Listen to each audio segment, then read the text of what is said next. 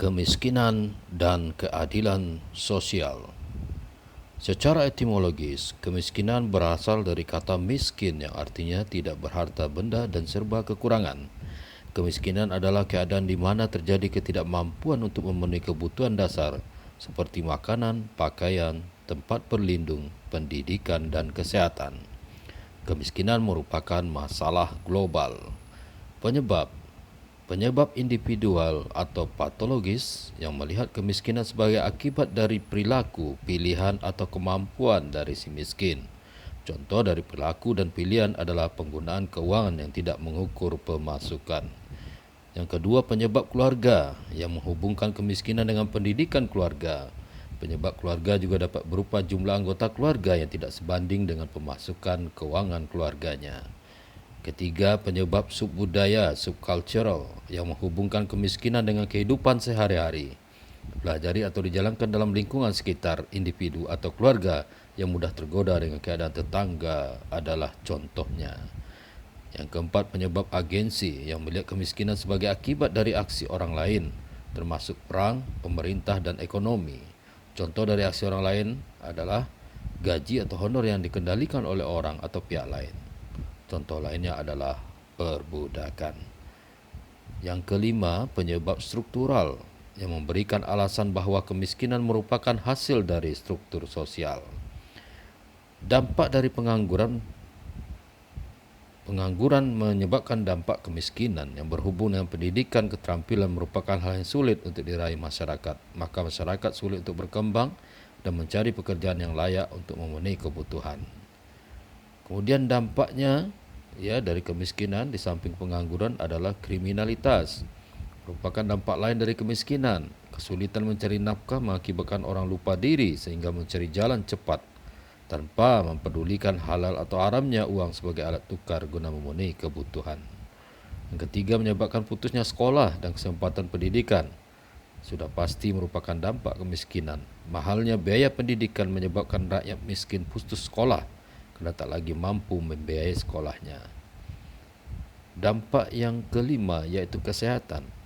Kesehatan yang sulit untuk didapatkan karena kurangnya pemenuhan gizi sehari-hari akibat kemiskinan membuat rakyat miskin sulit untuk menjaga kesehatan. Yang keenam yaitu buruknya generasi penerus adalah dampak yang berbahaya akibat kemiskinan. Jika anak-anak putus sekolah dan terpaksa bekerja, maka akan ada gangguan pada anak-anak itu sendiri, seperti gangguan pada perkembangan mental, fisik, dan cara berpikir mereka. Nah, Pancasila sesuai dengan sila yang kelima, sesuai dengan amanat Pancasila sila kelima, yaitu keadilan sosial bagi seluruh rakyat Indonesia, mengandung nilai-nilai bahwa seluruh rakyat Indonesia harus mendapatkan keadilan, baik itu keadilan di mata umum, keadilan di mata hukum, dan keadilan dalam mendapatkan hak-haknya. Pemerintah perlu meningkatkan kesadaran akan nilai-nilai Pancasila dan terus berusaha sekuat tenaga dalam mengatasi masalah-masalah kenegaraan, terutama kemiskinan.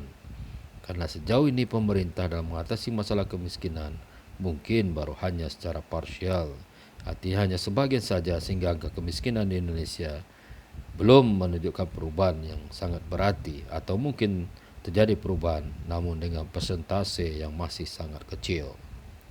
Dengan sila keadilan sosial bagi seluruh rakyat Indonesia, manusia Indonesia menyadari hak dan kewajiban yang sama untuk menciptakan keadilan sosial dalam kehidupan masyarakat Indonesia. Dalam rangka ini dikembangkan perbuatannya yang luhur yang mencerminkan sikap dan suasana kekeluargaan dan gotong royong. Untuk itu dikembangkan sikap adil terhadap sesama, menjaga kesinambungan antara hak dan kewajiban, serta menghormati hak-hak orang lain. Sila keadilan sosial bagi seluruh rakyat Indonesia mengandung nilai-nilai yang merupakan tujuan negara sebagai tujuan dalam hidup bersama.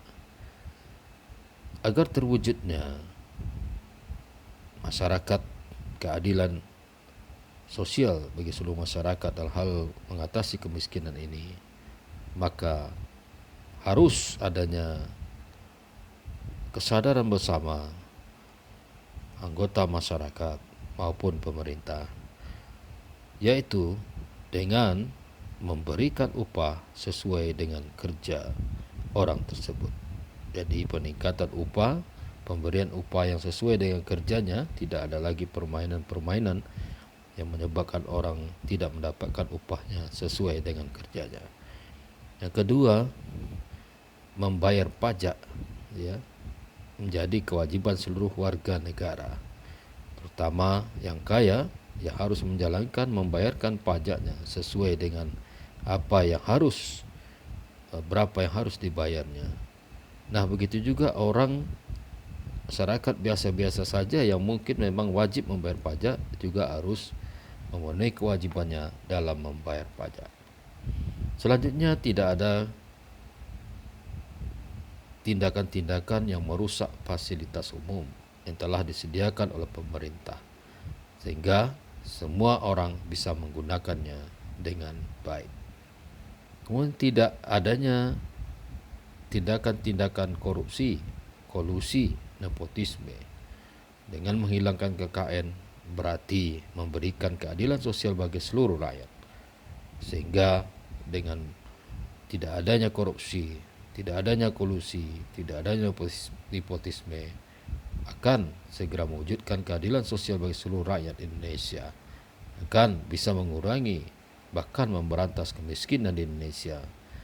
Berapa banyak uang yang dikorupsi apabila digunakan untuk kemakmuran rakyat, maka sekian banyak rakyat akan dapat menikmati hak mereka sehingga bisa mengatasi dan mengeluarkan mereka dari kemiskinan.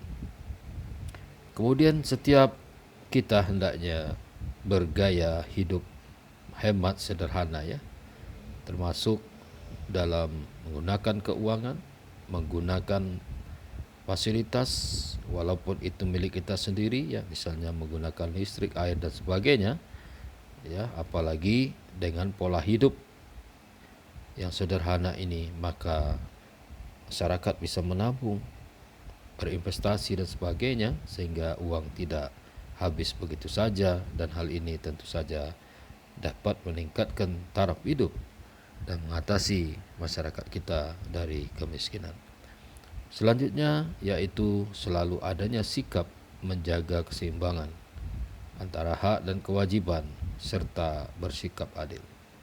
Apabila semua orang telah menjalankan haknya, telah menjalankan kewajibannya dan selalu bersikap adil, maka persoalan-persoalan kemiskinan di Indonesia tentunya sedikit banyaknya akan dapat diatasi, karena orang yang berhak mendapatkan haknya akan mendapatkan haknya, orang yang berkewajiban melaksanakan kewajibannya akan mengeluarkan kewajibannya, sehingga terjadilah keadilan baik antara si kaya dan si miskin, baik antara orang yang berkecukupan, berkelebihan membantu kepada orang-orang yang kurang mampu sebagai kewajiban agar terciptanya keadilan.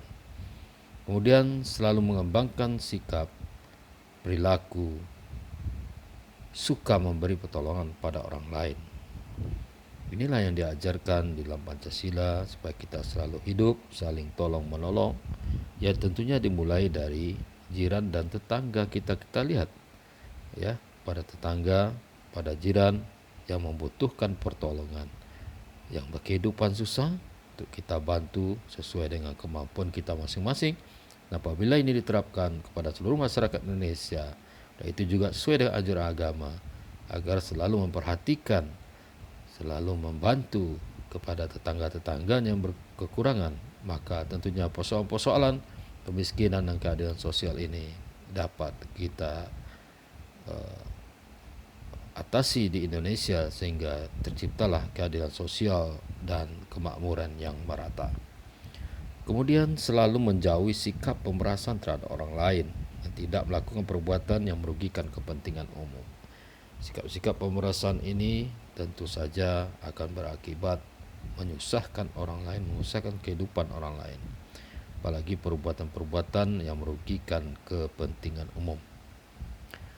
Selanjutnya, sebagai individu tentu kita diharapkan selalu menjadi orang yang suka bekerja keras dan juga orang-orang yang bisa menghargai hasil karya orang lain, sehingga betul-betul dengan kehidupan secara mandiri, bekerja keras, berusaha keras, dan tidak lupa tentunya selalu berdoa, ya, sehingga kehidupan bermandiri itu bisa dilaksanakan, dan juga selalu menghargai hasil karya orang lain agar tidak merugikan orang lain yang telah bekarya, telah berusaha, ya, dengan tindakan-tindakan misalnya plagiat dan sebagainya, dengan kegiatan meniru karya orang lain tanpa adanya hak cipta. Selanjutnya, bersama-sama berusaha mewujudkan kemajuan yang merata dan berkeadilan sosial. Nah, di dalam sila yang kelima tentunya kita tahu bahwa nilai-nilai Pancasila sila yang kelima ini yaitu masalah keadilan sosial bagi seluruh rakyat Indonesia. Kita telah membicarakan juga dahulu tentang bagaimana aplikasi nilai-nilai Pancasila di dalam kehidupan rumah tangga, di masyarakat, ya, di lingkungan kita maupun dalam kehidupan bermasyarakat, berbangsa dan negara, dan juga bagaimana kita membicarakan tentang kehidupan ekonomi berdasarkan Pancasila agar terwujudnya keadilan, kemakmuran yang merata bagi seluruh rakyat Indonesia.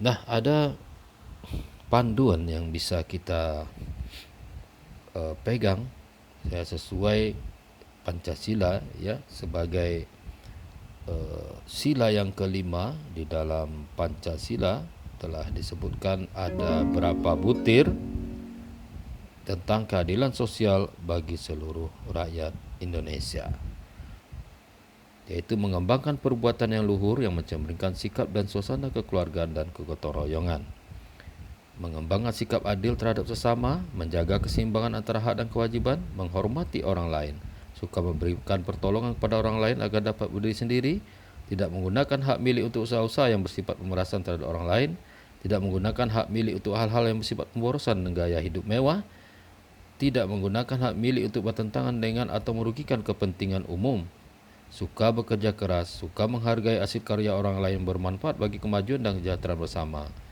suka melakukan kegiatan dalam rangka mewujudkan kemajuan yang merata dan berkeadilan sosial. Jadi ada 11 butir yang jadi panduan kita dari Pancasila tentang keadilan sosial bagi seluruh rakyat Indonesia yang bisa kita gunakan untuk mengatasi kemiskinan di Indonesia. Mudah-mudahan apa yang disampaikan ini bisa dipahami dan bisa diaplikasikan dalam kehidupan kita bermasyarakat, berbangsa, dan bernegara.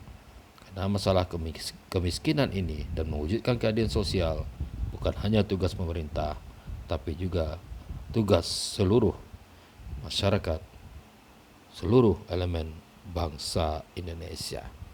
Terima kasih, semoga bermanfaat. Sampai jumpa pada pertemuan yang akan datang. Wassalamualaikum warahmatullahi wabarakatuh.